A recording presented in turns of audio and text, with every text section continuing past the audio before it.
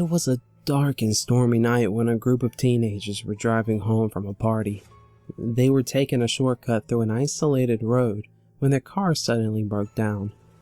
It was in the middle of the night, and they were stranded in the middle of nowhere. As they stepped out of the car, they noticed something strange on the side of the road.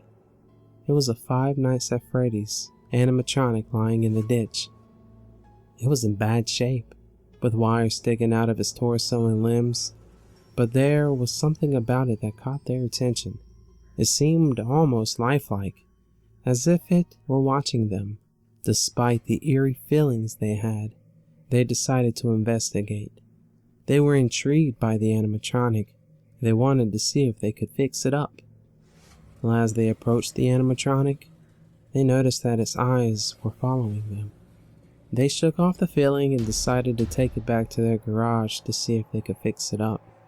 Once they got back to their garage, they started to work on the animatronic. They took it apart and put it back together, trying to figure out what was wrong with it. But as they worked on it, they started to notice something strange. The animatronic seemed to be coming back to life. Its eyes were glowing and it started to make noises. The teenagers were frightened, but they could not look away. They had never seen anything like it before. As they worked on the animatronic, it started to move on its own. They could hear it whispering to them, but they could not make out what it was saying. It seemed to be in pain, and they wanted to help it. The animatronic started to speak more clearly, and it told them about its past. It was one of the original animatronics from FREDDY FAZBEAR'S Pizza, and it had been left in the ditch for years after the restaurant closed down. It had been forgotten, and it was desperate for someone to fix it. The teenagers were sympathetic, and they wanted to help. They continued to work on the animatronic, but as they did, they noticed something was off. The animatronic was becoming more aggressive, and it was no longer just whispering. It started to move on its own, and the teenagers realized that they had made a mistake. They had brought something back to life that should have stayed dead. The animatronic started chasing them around the garage, and the teenagers were running for their lives. They tried to escape, but the animatronic was too fast. It was determined to get revenge for being left to rot. As the animatronic closed in on them, the teenagers realized that they were doomed. They were trapped in the garage with no way out. The animatronic had them cornered, and it was getting closer and closer. And just as it was about to attack, the teenagers heard a loud noise outside. It was the sound of police sirens. And the animatronic froze, and the teenagers were able to escape. The police had been alerted by the neighbor who had heard the commotion. But when they arrived, they found the animatronic in the garage, but it was no longer moving. It had been shut down, and the teenagers were safe. But the experience had left them traumatized. They had come too close to something that was beyond their understanding. They knew that they had made a mistake, and they would never forget about what happened.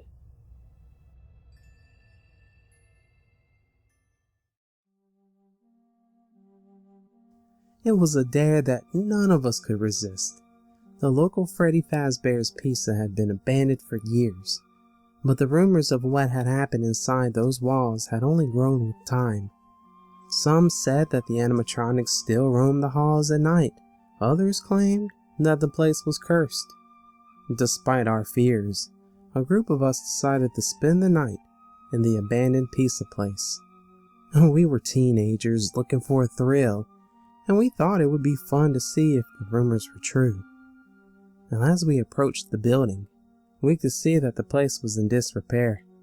The once bright and colorful sign was now faded and peeling, and the windows were boarded up. It was a dark and foreboding sight. I couldn't help but wonder if we were making a huge mistake. We found a way to pry open one of the boarded up windows and climbed inside. The smell of decay and mold filled our noses, and we could barely see in the darkness. We turned on our flashlights and started to explore. The first thing we noticed was the animatronics. They were still there, standing lifeless on the stage, but something was different about them. They seemed to be closer than they should have been, as if they had moved since the last time anyone had seen them. We cautiously approached the stage, and that's when we heard a noise. It was a soft scraping sound like metal on concrete. We shone our flashlights around the room, but couldn't see anything. Suddenly, one of the animatronics moved. It was Foxy, the pirate fox, and he was slowly turning his head to look at us. We froze, not knowing what to do. Then, all the animatronics started moving. They slowly descended from the stage and started to approach us. It was like a scene out of a horror movie, and I knew that we were in serious trouble. We ran for the door, but it was locked from the outside. We were trapped. We could hear the animatronics getting closer, and we knew that we had to find a place to hide. And we split up, each of us running in different directions. Now I ended up hiding in the kitchen. It was dark, and I could barely see, but I could hear the animatronics moving through the building. They were getting closer and closer. Suddenly, I heard a voice. It was a child's voice, and it was coming from right behind me. I turned around and I saw a little girl standing there. She was wearing a party hat, carrying a balloon. "Hello," she said. "Do you want to play with me?" I was too scared to move, too scared to speak. The little girl smiled and then walked away. That's when I realized that I was surrounded by children. They were all wearing party hats and carrying balloons. They were the children who had disappeared years ago, the ones who were rumored to have been killed by William Afton, the owner of the pizza place. I knew that I had to get out of there, so I ran through the building, dodging the animatronics and the ghostly children. It was a nightmare come to life, and I knew that I was lucky to be alive. But when I finally made it outside, I collapsed on the ground, gasping for air. My friends were there, waiting for me, and they helped me to my feet. After that, we never spoke about what had happened inside Freddy Fazbear's Pizza again. We all knew that we had come dangerously close to something that we could not explain, something that was beyond our understanding. Well, years later, the pizza place was torn down, and I could not help but feel relieved.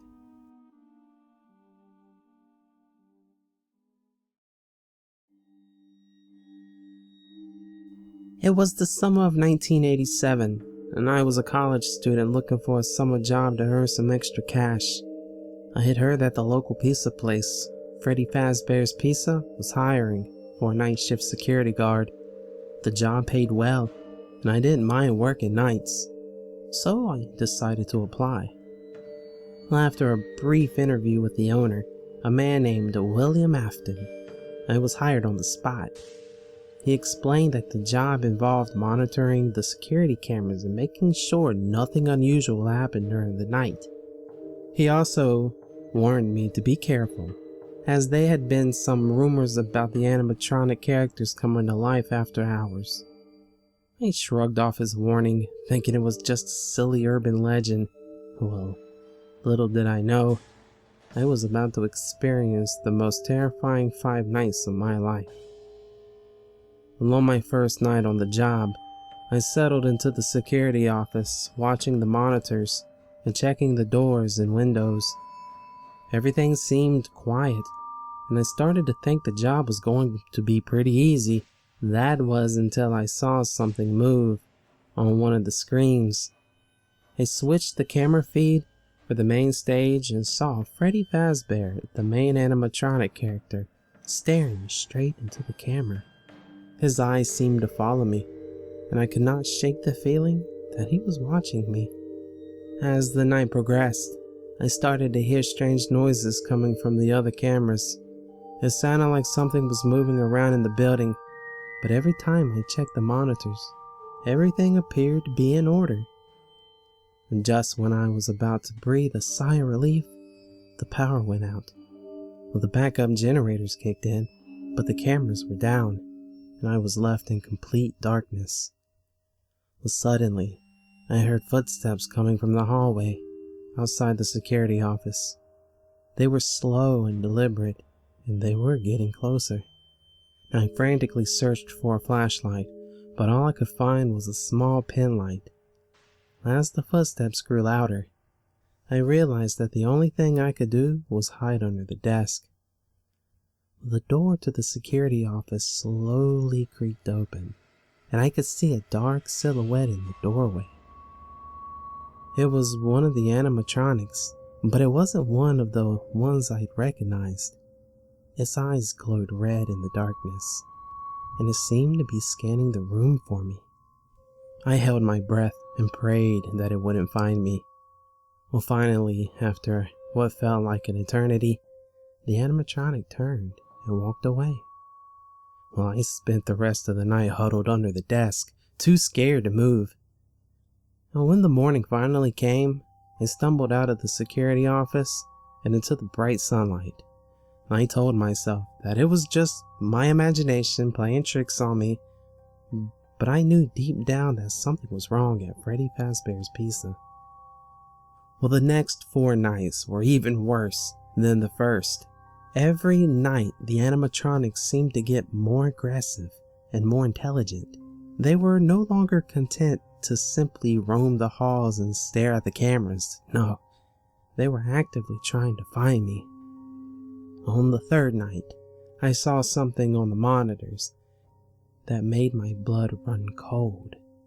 One of the animatronics had disappeared from its usual spot on the stage.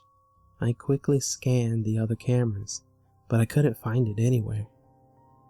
Suddenly, I heard a loud noise coming from the hallway outside the security office. It sounded like something heavy was being dragged across the floor. I cautiously opened the door and peered out into the darkness. That's when I saw it. One of the animatronics was dragging something behind it. It was a lifeless body, and I knew that I had to get out of there before it was too late. I quickly shut the door and locked it, but I knew that it wouldn't hold for long. I had to find a way out of the building before it was too late. I frantically searched the security office for a way out, but all the doors were locked. The only option left was the air vent system. It was a tight squeeze, but it was my only chance. I crawled through the vent system, trying to stay quiet as possible. The sound of the animatronics moving through the building was getting louder and louder, and I knew that they were closing in on me. Finally, I reached the end of the vent system and found myself in the kitchen. I could hear the animatronics getting closer, so I quickly made my way to the back door. I burst out the door and ran as fast as I could to my car. I didn't stop until I was miles away from Freddy Fazbear's Pizza. The next day, I reported what had happened to the police. They investigated the pizza place, but they found nothing out of the ordinary. It was as if the animatronics had never moved at all. I quit my job as the night security guard and tried to forget about the nightmare I had experienced.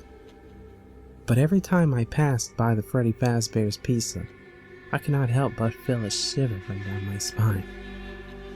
Years later, the pizza place was shut down after several children went missing. The owner, William Afton, was suspected of being involved in the disappearance, but he was never caught. To this day, I still have nightmares about Freddy Fazbear's Pizza, and thought of those animatronics coming to life still haunts me, and I can't help but wonder if they're still out there, waiting for their next victim.